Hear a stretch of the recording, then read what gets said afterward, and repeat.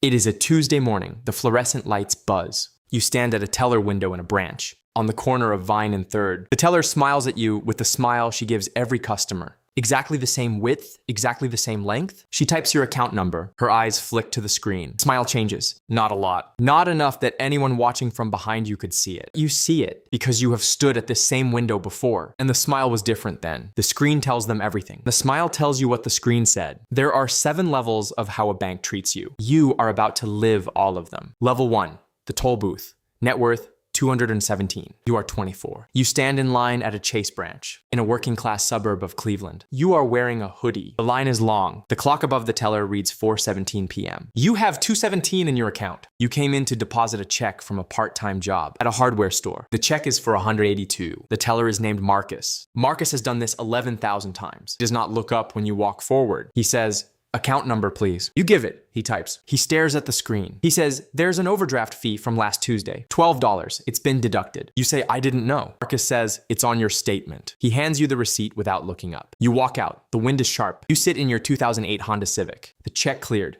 The fee is gone. You have 380 settler now. You exhale. This is what the bank looks like at the bottom. It looks like Marcus, who is not unkind. It looks like a fluorescent line. It looks like a $12 fee for overdrafting by $3 on a Wednesday afternoon. You are not a customer. You are a number on a screen. The bank is not your friend. The bank is not your enemy. The bank is a vending machine. You put money in, the machine takes a small bite. It gives the rest back. Your father told you this when you were 17. He sat at the kitchen table reading the newspaper. He said, "Son, banks don't make money on rich people's deposits. They make money on poor people's mistakes." You did not understand him then. You are starting to understand him now. The fees are the product. The product is you. You drive home. You pass a row of payday loan storefronts. You pass a check cashing place with a neon sign. You pass a Bank of America with a glass door. They all look the same to you tonight. Every one of them is built around a different price point of the same machine. You are at the cheapest tier. You are paying the most. At level 1, the bank is a toll booth. You pay to be allowed to keep your own money. Level 2, the quiet floor. Net worth, $11,200. You are 27.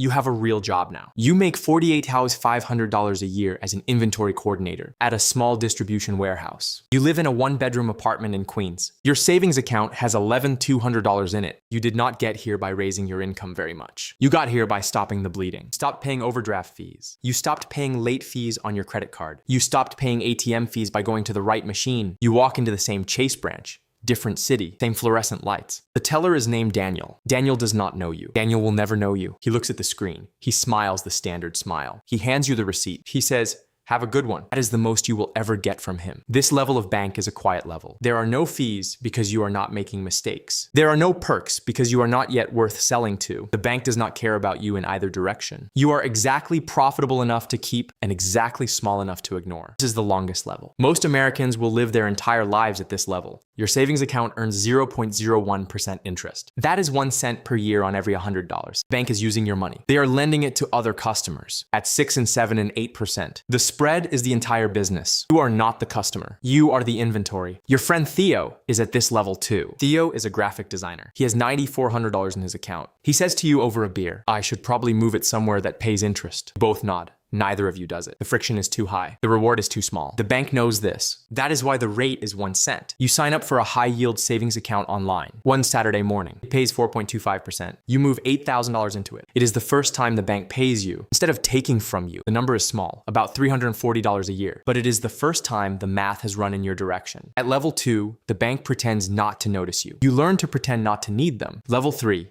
the first call by name. Net worth, $214,000. You're 34. The numbers have moved. You have $214,000 spread across a Roth IRA, a 401k, and a high-yield savings account. You moved up at work. You took a promotion. You started a small e-commerce side business selling refurbished tools. The business cleared $1,800 a month last year. You reinvested most of it. Your salary is now $86,000. The phone rings on a Tuesday afternoon. The screen says Chase. You almost ignore it. You do not. The voice on the other end is named Sophia. She says, "Hi, am I speaking with the account holder?" She says your name correctly. She says, "I'm reaching out because we've identified you as a candidate for our Sapphire banking tier. I'd love to set up a quick call." This is the first time a bank has ever called you by name. You are not flattered. You are calculating. You walk into the same branch, different city, same lights. Sophia greets you in the lobby. There is no line for you. She walks you past the teller windows. She takes you to a small office with a glass door. There is a coffee machine. There is a bowl of clementines. She offers you one. You take it. She tells you about the perks.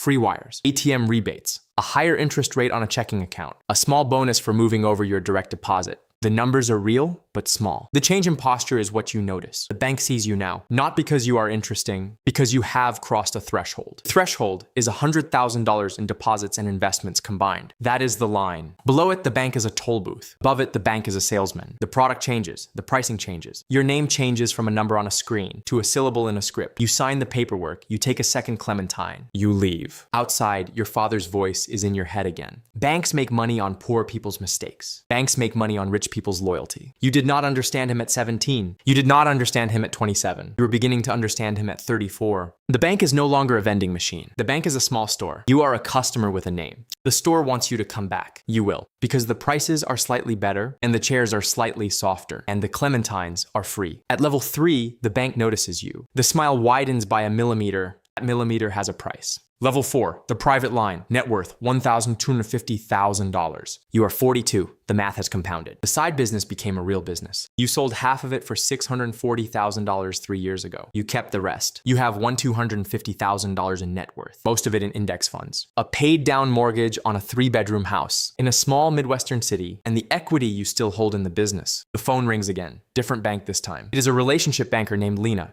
Lena does not work in a branch. Lena works in a tower. She has an assistant. She takes you to lunch at a place called Lola's that you have driven past 1,000 times and never entered. The chairs are leather, the bread is warm. The bill is $94 and Lena does not ask you to split it. She tells you about private client banking. The threshold is $1,000 in investable assets. There is a dedicated banker, her. There is a dedicated phone number. There are no fees on anything anymore. Wires are free, checks are free. The interest rate on your checking is 3.5%, almost 350 times higher than what a teller would have offered you at 27. The mortgage rate they would offer you on a new home is half a point lower than what is on your current loan. The lower mortgage rate alone is worth $4,200 a year over the life of a refinance. Waived fees are worth another $2,400. The personal banker is worth more than that, but only if you use her. Tina says, if you ever need a wire moved on a Sunday, you call my cell. She slides her card across the table. The card is heavy. The paper is thick. There is no logo, just a name and a number. You go home. You think about it. You compare the offer to your existing accounts. You move most of your money over within 2 weeks. Transition is painless. There is no line. There is no waiting. The friction has been removed. The friction is the product, and now the product is gone. This is what wealth begins to feel like at the bank. Not a different building, not a different city, just the slow disappearance of friction. You stop waiting in lines. You stop paying fees. You stop being talked to like a number. Your name is on the card. The card is heavy. The card is the point. Your father, the year before he died, said one more thing about banks. He said, when the banker comes to you, you've already won. The number on the screen is just the receipt. You did not understand him then. You understand him now. At level 4, the bank stops being a building and starts being a person. The person remembers your daughter's name. That is the trick. Level 5, the private suite. Net worth, $800,000. You are 50. The business is now a real business. You sold the second half 4 years ago for $7.4 million pre-tax. You held some shares of the acquiring company. The shares went up. You also bought 2 small commercial properties. One a strip plaza in Indiana, one a 4-unit apartment building in Cincinnati. Throw off $9,400 a month combined. Your net worth is $11,800,000.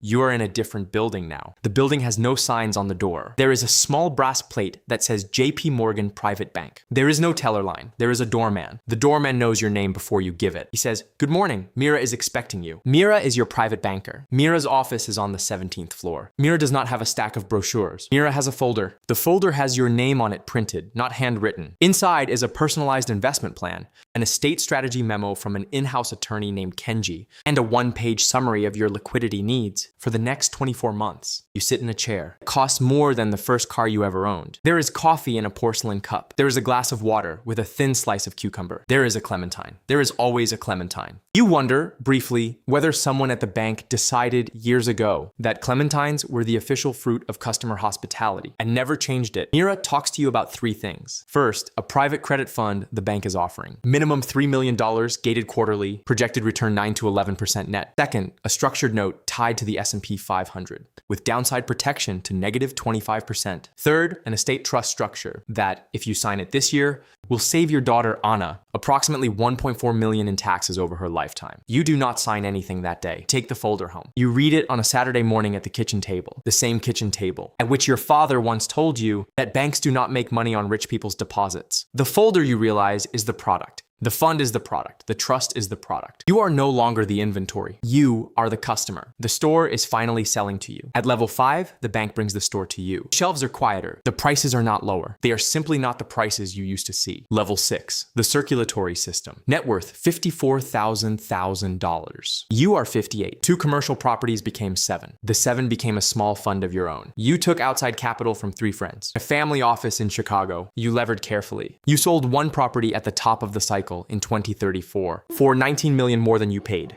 Your net worth is $54,000. You no longer go to the bank. The bank comes to you. There is a conference room on the 3rd floor of your office building. Mira retired in 2032. Your new private wealth team is a group of 4. Olivia, Raj, Evelyn, and a young analyst whose name is Daniel, and who is, very strangely, exactly the same age as the teller who once handed you a $12 overdraft receipt. In Cleveland 34 years ago, Olivia leads the meeting. She does not bring a folder. She brings a binder. The binder has tabs: cash management, public equity, private equity, real estate, tax, estate, philanthropy, insurance. Each tab has a 1-page summary, a 3-year projection, and a recommended action. The recommended actions are different now. They are not buy a fund. They are lock in this rate before the Fed moves. They are shift $3 million from the public equity sleeve into a co-investment in a logistics platform. They are the family office in Chicago is offering you a $4 million LP slot in their 4th fund. The answer should be yes, but only if we restructure your estate trust before signing. You realize, sitting in your own conference room, that you are now the central node of a small network. The bank is not a building. The bank is not a person. The bank is a circulatory system. Your money flows through it, and it flows through your money. 3 different banks compete for your business. Each one offers a slightly different shape of the same product. The product at this level is structure. Your daughter Anna is 27 now. She works for a software company. She has $94,000 in her own account. She earns 0.01% interest at her bank. You see this on her phone one Sunday at brunch, and you feel something tighten in your chest. You do not say anything. You are letting her live the levels in her own time. Your father did this for you. You will do this for her. At level 6, the bank disappears as a building entirely. It becomes a layer of code that runs in the background of your life, invisible until it isn't. Level 7, the foundation.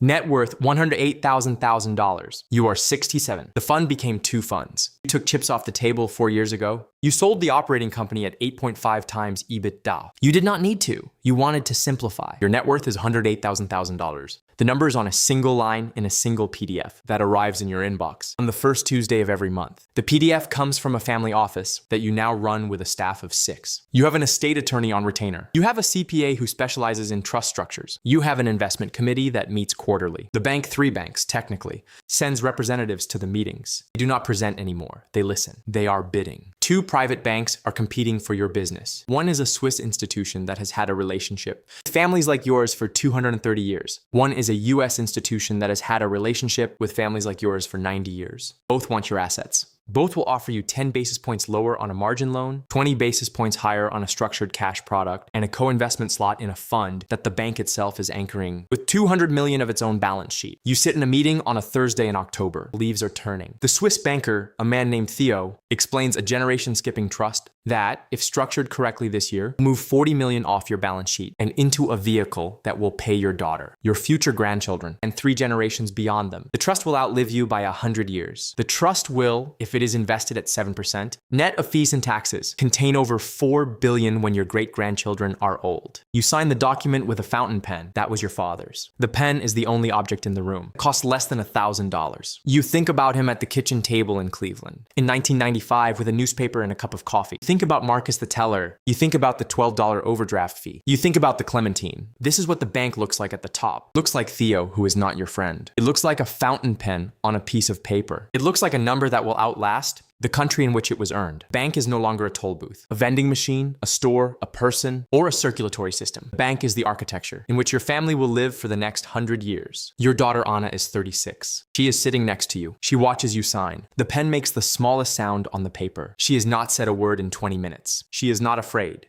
She is paying attention. You hand her the pen. At level 7, the bank is no longer a service. It is the foundation on which the next century of your family is built. You did not buy the foundation. You earned the right to be sold it. It is a Tuesday morning. The fluorescent lights buzz. A 24-year-old man stands at a teller window. A Chase branch in a working-class suburb of Cleveland. He is wearing a hoodie. The line is long. The clock above the teller reads 4:17 p.m. He has 2 70s in his account. He came in to deposit a check from a part-time job at a hardware store. The check is for 182s. The teller is named named Priya. Priya has done this 11,000 times. She does not look up when he walks forward. She says, "Account number, please." He gives it. She types. She stares at the screen. She says, "There's an overdraft fee from last Tuesday, $12. It's been deducted." He says, "I didn't know." Priya says, "It's on your statement." He walks out into the cold. He does not know yet that the smile will change one day. He does not know yet that the bank will one day call him by name. He does not know yet about the clementines. He does not know yet about the fountain pen. He does not know yet about the trust, the foundation, the 100-year architecture. He does not know any of this yet. The machine has already started. It always starts there.